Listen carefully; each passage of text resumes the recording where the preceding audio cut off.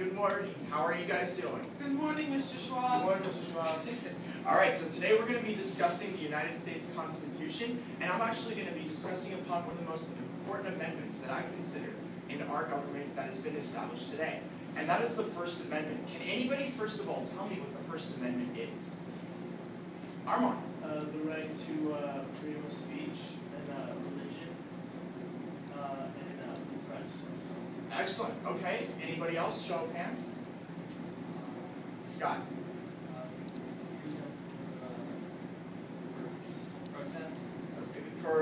Yeah, right to a peaceful assembly. Excellent. Does anybody else have anything they'd like to add? Armand? You can also petition against the president, correct? Good. Excellent. Yes, you have the right to petition against the government. Now, I want to talk to you guys about something very important. Just because we have freedom of speech, what does that necessarily entail? Can we necessarily say whatever we want, whenever we want to, whoever we want, however we want? What do you guys think? No? Okay. You, Scott? What were you thinking? Well, I think that it's okay to say whatever you want as long as it doesn't, anybody else's rights. Okay. Could you elaborate on that a little bit? What does that necessarily mean? Impede on others' rights? Well, like if let's say you're in a movie theater, no one is just allowed to just say whatever they want. You can't go into a movie theater and say fire and create a panic and Excellent. Good. Right. So we have freedom of speech available to us. However, it can't limit somebody, and it can't verbally damage somebody as well. So what I'm talking about is when we're talking about the First Amendment, can I necessarily say something about Jessica, that she, write a news article saying that Jessica is a bad speller, and say that Jessica is a very bad speller and she's unable to even write? Now, can I say that about Jessica just because I want to? No, exactly. I can't say that. No, not only would that be rude, but I can't say that. It would be considered slander. I can't write something against a defamation piece against somebody. Or the individual. Or the individual. Excellent. It can't cause any type of harm to the individual. Yes, Arnold? Is that because you don't have facts on the person, or why are you not allowed to? Well, it's not only the facts, it's because you're basically ousting that person. You're basically putting this person in a dangerous situation by outlaying, for example, if you wanted to say Mr. Schwab, he's a dangerous, reckless driver. I mean, on the very off chance I'm not, because every day that I get into my vehicle, I make very, sure that I look both ways. I make sure that I drive the appropriate speed limit. I make sure that I follow. Excuse me for a moment, Jessica. No, I was just curious. If you want to write, let's say, the example that you're a bad driver, or Scott's a bad speller, I'm a bad speller, wouldn't that cause an increase of let's say potential violence to other people? That's why we're not allowed to write. Excellent. That too. It could incite. Yeah, it's excellent. Hold on one moment, Scott. Yes, it could. Hold that thought for me, sir. It definitely could cause trouble in the future. I definitely agree with that. Scott, yes, may get back to you. Isn't there an exception to that rule as far as, people who are in the public domain, or who are public figures, you write about them as long as you have the facts to back that up? It is possible to write about a public figure as long as it is not a defamation piece. You are allowed to protest the government. You are allowed to put inside your opinion. If I wanted to say that I am not, hypothetically, if President Mitt Romney was elected, I have the ability to say that he may not be my president, but I am not allowed to say that he is a bad man. I am not allowed to write outlandish facts about the man, claiming that, he stole money from the public, or he's taken money from orphanages. That is it's unproven, it's unsubstantially, it's very damaging to the individual, and just because it is not my opinion does not give me the right to write it on them like that. It definitely is, it's very, how would I say this? As Jessica brought up earlier, so excellently so demonstrated, she mentioned that it could cause an uproar or people to be upset, and that's most of the reason that they try to keep this law intact, is because they don't want people basically, running around saying and doing whatever they want, so it keeps us in check. However, at the same time, this law has been created so that we are not alienated as individuals from our own rights that we've been given as humans. So, before we go on, I'm going to talk to you guys about the first Constitution. We're going to go write down and take some notes if you guys can. I'd first like you guys to turn to page 482 in your books, please. And if it's possible, Ayaka, can you please read the first amendment for me, please? Congress shall make no law respecting the establishment of religion or activities with the free exercise thereof, or abridging the freedom of speech and of press and the right of the people peaceably to assemble, and to petition the government for redress of grievances. Excellent. Now, can anybody explain in their own words what that means? Besides, I know we've been discussing it, but can someone please explain to me what it means for the government for a redress of grievances? Armand. It's pretty much just being able to protest or petition against the government if you have a difference of opinion or think they messed up in any way. You can show your displeasure with that by Excellent. a petition. Yes. Excellent, excellent. Okay, so what we're gonna do right now is we're gonna take some notes, you guys, and what we're gonna do is we're gonna discuss the First Amendment in a little more detail. And I want you guys yourselves to possibly give me some examples of what you guys understand the First Amendment to be. And I'm gonna go over a worksheet with you guys in just a moment, and we're gonna discuss why you guys think that this would fall under the First Amendment. Okay, so as it says here, the U.S. Constitution, freedom of speech, religion, press, and the right to peaceful assembly, right to petition the government for redress of grievances. Okay. So I'm going to read a series of statements to you guys, and if at all possible with a show of hands, I'd like to see if you guys can explain to me how this would fall under the First Amendment. So for the first one, the citizens of Upper Creek voted to double the taxes of all Catholics. Now, I want you guys to take a moment, I want you to analyze what I said, and I want you to explain to me why you guys think that there's a possibility that this would fall under an infringement of the First Amendment. Can you repeat what you said? Yes, sir.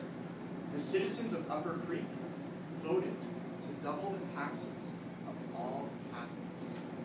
Why is this an infringement of the First Amendment? Arma. Isn't it like if you're doubling taxes on the Catholics, so isn't that like a like not respecting the freedom of religion? Excellent. Yes, it's infringing upon freedom of religion. Very good. Second, a United States representative prohibited a local newspaper from printing an editorial that was critical of a record. Now remember when we were talking about slander earlier, about saying something about an individual? Okay, so can someone please explain Ayaka? Freedom of press, excellent. But what is that, what is the freedom of press? Why is this an infringement of the First Amendment? Would you like me to read it again? Okay. A United States representative prohibited a local newspaper from printing an editorial that was critical of a record.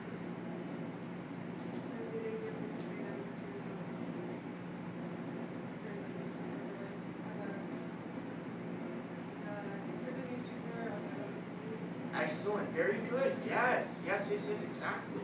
It infringed upon the right to say what they wanted, even though a lot of people would confuse this for slander.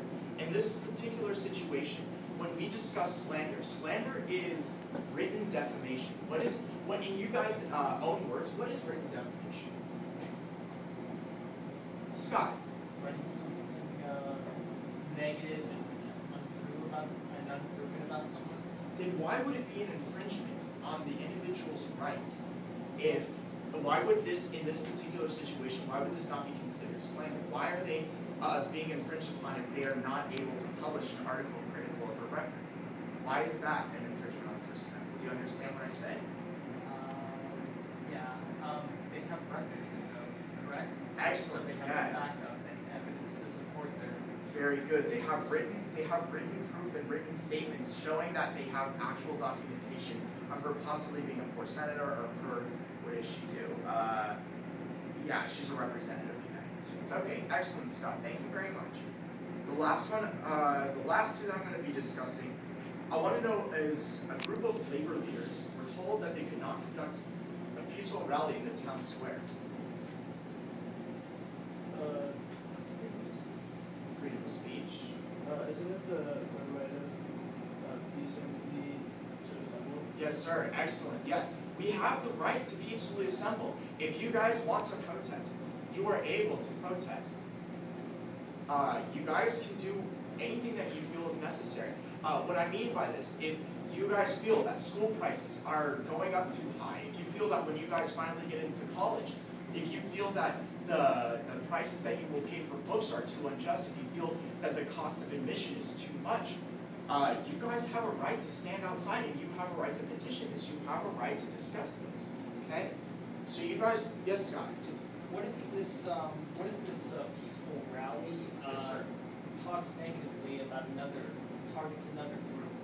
See, unfortunately, in our United States, if there are various hate groups that have been assimilated into the United States, unfortunately, and these groups, such as you all these clans that support white supremacy and whatnot, unfortunately, these men and women are able as well to hold the freedom of speech as long as they are not endangering anybody's life and they're not infringing on anybody else's personal freedoms. They are allowed to say whatever they choose to. Okay. All right. The last question that I'm going to be asking you is: Congress passed a law banning the practice of Buddhism in the United States. Religion. Once again, yes, this constitutes religion. Excellent. So you guys have a very basic understanding of what the First Amendment entails and what you guys as citizens of the United States are entitled to. Now, I would like you guys to possibly take a look in your books for me. And what we're going to do here is I'm going to ask you guys a series of questions, and I just want you guys to tell me, give me some specific examples of what you guys have seen as the First Amendment, or what you guys can, any realistic examples, any court cases that you may know, any actual documented cases that you guys may know, anything that's gone on, even if it's with Kim Kardashian saying something about her wedding ring.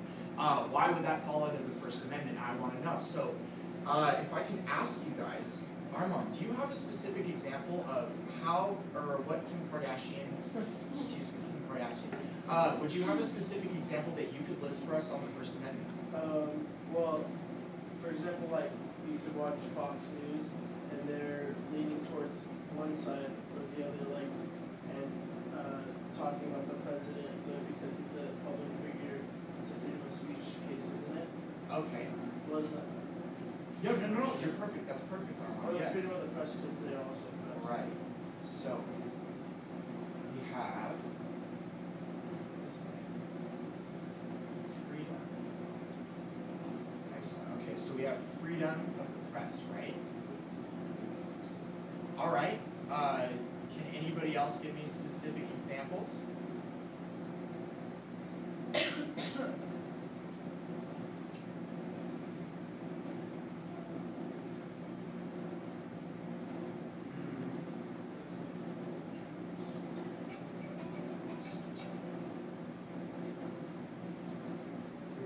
Okay, anything else?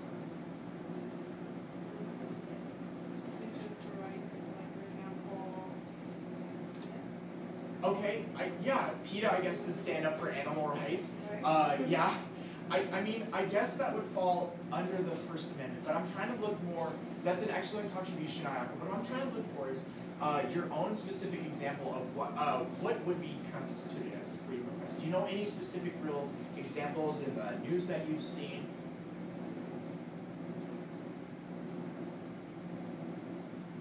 There are articles talking about Tom Cruise and Kate Moss. Check that out. Good, excellent, Scott. Excellent. No, that's an excellent example. Actually, I would like to use that. That's a very relevant example that he actually brought up with the class. Yeah, even though that this is considered to be a very difficult time for Mr. Cruz, he has no privacy in this same. The news journalists, they're able to say what they like as long as it's as long as